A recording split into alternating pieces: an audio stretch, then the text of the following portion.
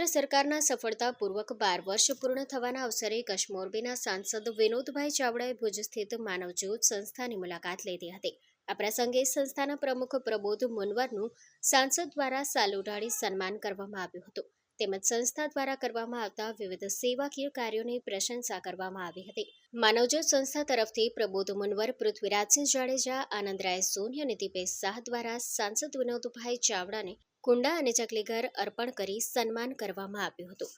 મુલાકાત દરમિયાન સંસ્થાની સામાજિક અને માનવ સેવાની પ્રવૃત્તિઓ અંગે સાંસદને માહિતી આપવામાં આવી હતી। તેમણે સેવાકીય કાર્યોને બિરદાવી ભવિષ્યમાં પણ આ સેવા યજ્ઞ સતત ચાલુ રહે તેવી શુભેચ્છા પાઠવી હતી। કાર્યક્રમમાં ભુજ શહેર ભાજપ પ્રમુખ મિત ઠક્કર, જીગર શાહ, જયેશ ઠક્કર સહિત ભાજપના કાર્યકરો ઉપસ્થિત રહ્યા હતા। નક્કી કર્યું કે ભોજન સમારંભની વધી પડે રસોઈ ગરીબ પણ દીકરો આ જયેશભાઈ કેટલા ફોન કરી પૂછો રાત 10 વાગે ફોન કરે 10 વાગે ગાડી જાય 11 વાગે આવે તો 11 વાગે ગાડી જાય લઈ આવે વિતરણ કરી તો સાહેબ એમાંથી હું 12 મહિનામાં 2.5 લાખ લોકોને જમાડું મારી પાસે રજીસ્ટર છે 2.5 લાખ લોકો જમી જાય છે આ ભોજન સમારંભ વધી પડે રસોઈમાં આ બધા ફોન કરે નારાયણપર કોટલા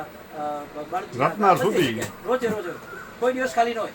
દરરોજ રસોઈ વધે અને 800, 1000, 1500, 2000 રસોઈ ગરીબો ઝૂંપડે તાજી ઘરમાં ઘરે વિતરણ કરીએ જરૂર પડે તો ચાખી લઈએ કારણ કે ફૂડ પોઈઝન અત્યારે ઉડાડું છે એટલે અમે ક્યારેક ચાખવું પડે ચાખી લઈએ પણ એમ ન કરીએ વિતરણ કરીએ આવી રીતે 2.5 લાખ માણસો જમી જાય છે સાહેબ। આજે આપણે વાત કરીએ કે ભારતમાં આટલા લોકો ભૂખ્યા સુઈ જાય છે એના માટે આવી પ્રવૃત્તિઓ દરેક શહેરોમાં જરૂરી છે।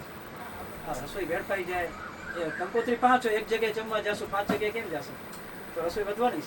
છે કે આજે જો મોદી સાહેબની સરકારના 12 વર્ષ થયા એમનો સમય આપણા બધા માટે દેશમાં કર્યો છે અને એમણે અમને બધા જ સાંસદોને જનપ્રતિનિધિને કીધું કે જાઓ સમાજની અંદર જે સેવાનું કામ કરે છે એને સન્માન